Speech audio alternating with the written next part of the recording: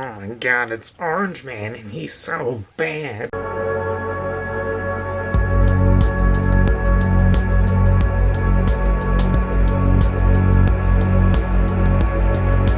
Hey guys, this is Games20 here, back at it again, bringing to you yet another figure review, and this time we're going to be taking a look at the original version of the S.H.Figuarts Super Saiyan 3 Goku. Figure proclaimed to be the worst S.H.Figuarts Dragon Ball figure from the actual figure companies. Take it easy, it's just a...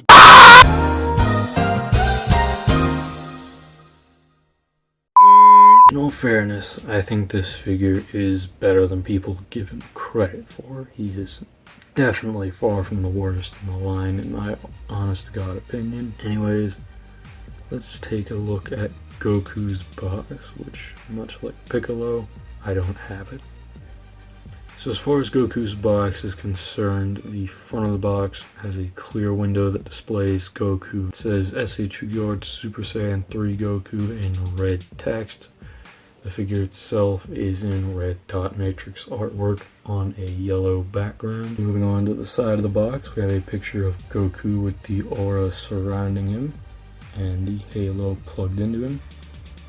I did not get the aura effect with mine, so I can't say anything about it other than from what I've seen of it. It looks pretty damn cool and adds to the figure. Back of the box has some pictures of Goku. I don't remember every last detail of it. My bad. And there was, and I believe this figure was one of the very few in the line that had a bio on the back. Again, I don't remember anything of it. So you'll just have to take my word on it. And on the other side of the box, there is some dot matrix artwork that continues from the front. Top, it says S.H.Figuarts Super Saiyan 3 Goku, and underneath it says, I believe, Meteor Impact. Anyways, that's enough of the box. Let's take a look at some comparisons.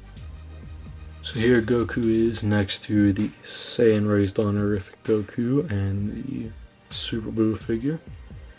Once again, these are just some figures that you might have lying around.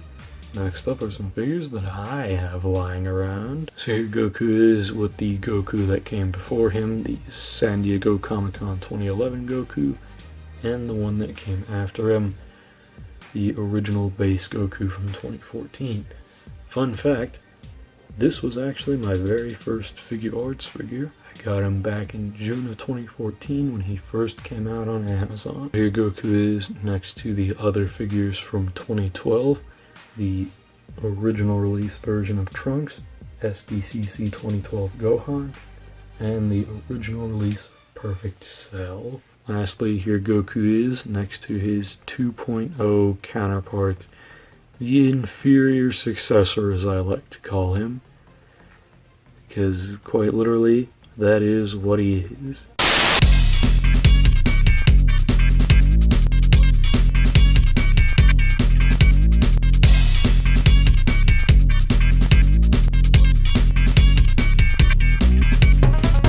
The only reason why I actually did buy the second Super Saiyan 3 at retail price was because this guy. So what happened was with this one, I posed him around a lot and his waist got loose, as all these figures do end up getting loose over time. I was in a complete fucking panic and I pulled his entire torso apart, bar for pulling the head off the neck joint. We'll get into that in the articulation section, including the bicep swivels, and I was fearing that I would never be able to get the biceps attached to his arms properly again, and so I just blew the $60 I had at the time on this guy, and let me tell you, it wasn't worth it. It was not worth it. But hey, at least my collection's more complete by one release now. So I did a thing. I may have wasted some money to do the thing, but I did a thing nevertheless. Another fun fact, after I heated this Goku's arms up to put them back on, I watched the entirety of the Aqua Teen Hunger Force movie while I was waiting for them to cool down.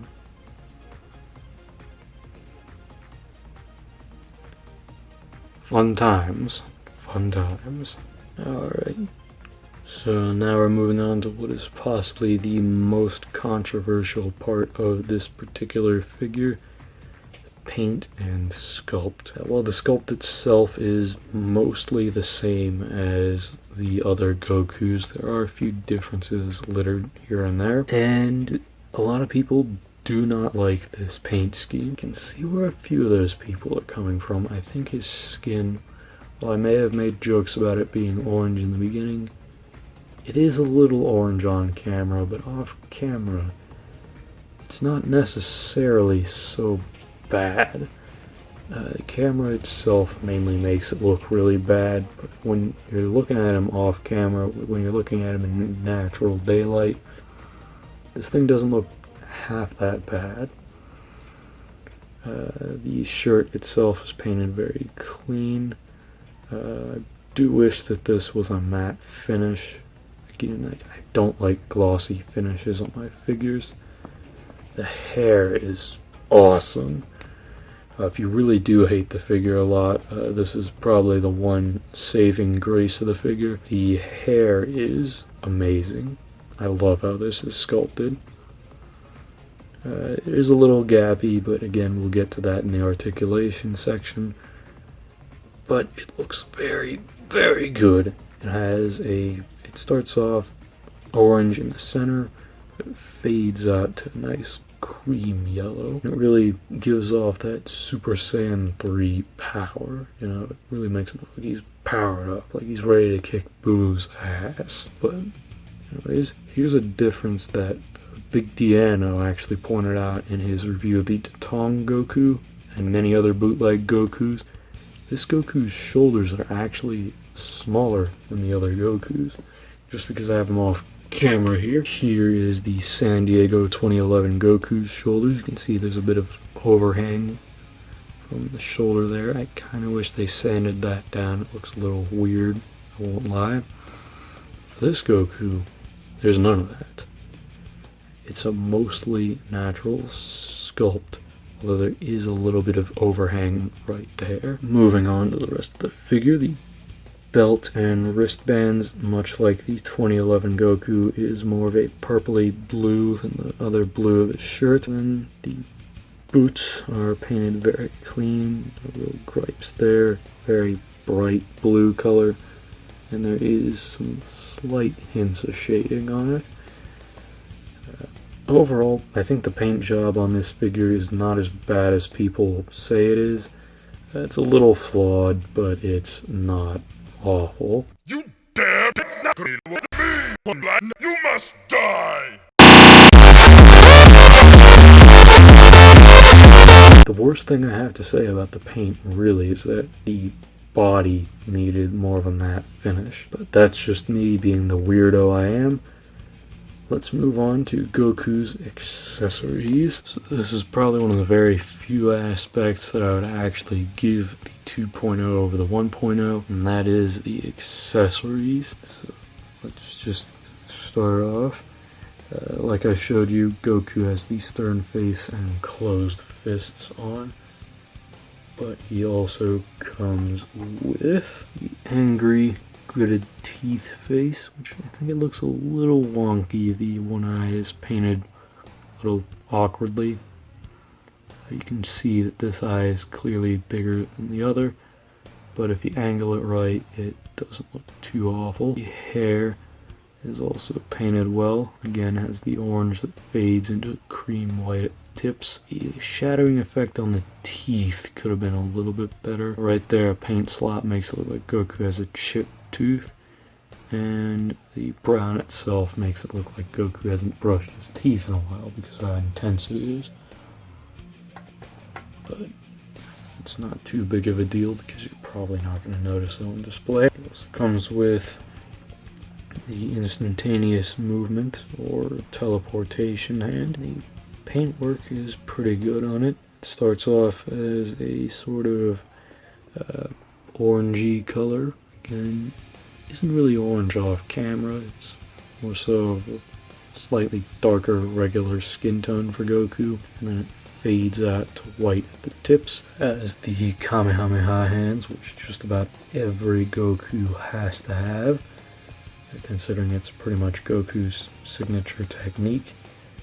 Once again, starts off as more of an orange on these. These hands are more of an orange. And they fade to white at the tips. The open palm blast hands also have the sort of orange color that fades into white at the tips. And much like the rest of the figures paint, I'm not a fan of the glossy finish. You also get a halo, which looks pretty okay. I think this could have been less transparent, I guess. I could have sprayed it down a little bit better. And they could have made the rod itself a little less noticeable. There is a bit of strain marks on mine, particularly because he had a fall once and it landed on the halo. Very lucky it didn't break. How you get the halo attached is there's this little peg hole in the top of his hair. Can't miss it. And you just peg the halo in like that. And it is a swiveling piece, so you can rotate it to your liking. Goku also does come with the aforementioned aura effect piece, which is why he also normally comes with the Tamashii stage. This is just one I had lying around. So it comes with the clip, which normally goes around his waist. I'm not going to demonstrate that. And you also get 3 screw hinge thing upright. This one's particularly flimsy and most likely can't hold Goku up, but again, that's there for an example. And lastly, he comes with the stand itself. It's pretty much standard affair for S.H.Figuarts. Good lord, it's dusty. Pretty straightforward for Figuarts. One of the reasons why Goku comes with the stand is because he also comes with a little yellow clip. That clip has a peg hole in it for the first piece of the aura effect. Anyways, let's move on to Goku's articulation. Alright, so moving on to Goku's articulation. The hair is split off into 3 articulated segments, each of which is connected on a ball hinge and allows you to move the hair freely, like that. Usually I have it pointing downwards, so that way it's easier to make him stand. I don't want to move the head. Mine is particularly loose and he has fallen over quite a few times. And I'm afraid that I might break it if I do. But I'm going to tell you that this is connected on some strange joint. In there is I don't know how you put it. I don't recommend you use this joint a lot. Usually when I pose the figure, I tend to use his neck a lot, because the neck actually gets pretty okay range if you're not forcing it. But the head does also swivel. Again, not going to push it. The arm, due to it being a lot thinner, can move up very high. It's on a similar joint to Piccolo's, where it is this little hinge in here with a metal pin keeping it in place, ball peg that goes into the arm. Also it goes all the way around, so if you don't want to make it look ugly, you can do that. The arm is on a bicep swivel. It's relatively tight on mine. And then there's a double joint for the elbow. And then there's a wrist pivot and swivel, which is pretty much straightforward affair with the line. It's a swivel that goes into the arm, a peg that attaches to another piece. It has a ball at the tip, which allows that to do its thing. The waist is pretty straightforward affair with older figures. It's a ball that connects into a double socket with a stick with a ball attached to it that goes into a Y joint into the pelvis. This allows Goku's waist to pop up, crunch forward about that far. Mine's relatively tight because I tightened it up, and then it goes back about that far. Pretty okay range. The legs on mine squeak a lot. It goes up about that far without me forcing it. If I do force it, it does go up about that high. Knee bends inward like that. On this side, the foot is particularly bad, falls off. All you need to know is that it moves like every other Goku. Toe can go up about that far. For some reason, bends down. Again, never understood that. And that about wraps it up for Goku's articulation. But anyways, let's move on to my final thoughts on Super Saiyan 3 Goku. So that's for my final thoughts on Super Saiyan 3 Goku. I would have to say this is probably the most underappreciated figure in the entire line. Particularly because, well, I just think he looks better than the 2.0. I know that's a very unpopular opinion, but I said it, the figure looks better in my book. But if you don't want this figure, I suppose the 2.0 is okay. But I just recommend, if you already have the original Super Saiyan Goku, just find yourself a Jackstow head and put that on Goku. It's far better than the 2.0 in just about every way. You're really not missing much with the 2.0. You really aren't. It's a garbage figure in my book. But the 1.0, in my opinion, it's pretty good. Is it flawed? Yes. The figure is very hard to stand up due to the hair, and in some instances can be a nuisance to get standing. Again, the hair is mainly the problem. And though mine is relatively tight in some areas, I've seen some people with a very loose Goku, and it all depends on which one you get, how lucky you are. To be honest with you, if you can get one that's pretty okay, then go right for it. And I know there are a lot of bootlegs of this figure out there. The easiest way you can tell is by the serial numbers on the back, which mine does have. The figure's pretty good. I recommend him. If you can't afford him, just get an original Goku and a Jackstow head. Anyways, this has been Games 20, and I will see you guys next time.